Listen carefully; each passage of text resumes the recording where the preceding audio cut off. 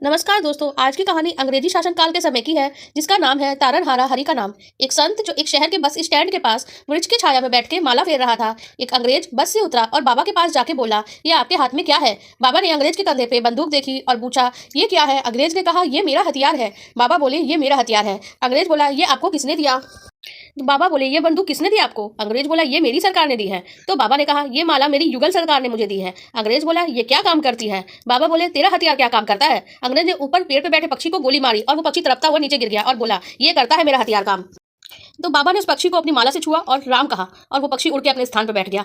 बाबा बोले, ये हथियार मेरा काम करता है। उस अंग्रेज ने भी श्री हरिनाम की दीक्षा ले ली उसके बाद और हरिनाम की महिमा में ही रंग गया। हरिनाम की लूट है, लूट सके तो लूट, अंतकाल पछताएगा जब प्राण जाएंगे छूट।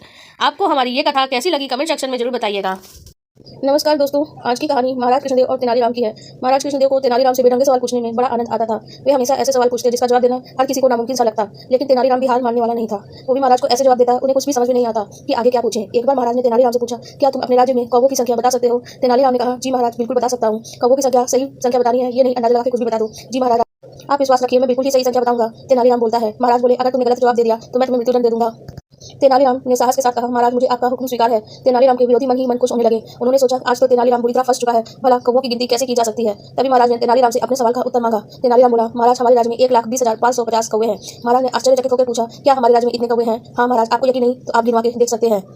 अगर गिनती में कुछ कम या ज्यादा हुए तो? महाराज ने कहा, ऐसा हो ही नहीं सकता। अगर ऐसा हुआ भी तो अवश्य ही हमारे राज्य के कुछ कौवे अपने रिश्तेदारों से मिलने दूसरे राज्य में गए होंगे, या दूसरे राज्य के कुछ कौवे हमारे राज्य में अपने रिश्तेदारों से मिलने आए होंगे। इस स्थिति में कौवों की संख्या कम और ज्यादा हो सकती है, वरना नहीं। तेनालीराम का उत्तर सुनकर महाराज निरुत्तर हो गए। तेनालीराम के विरोधी हाथ मलते रह गए, क्योंकि उनकी खुशी पे तेनालीराम ने पानी तो फेर दिया था। आपको हमारी ये कहानी कैसी लगी कमेंट सेक्शन में जरूर बताइएगा।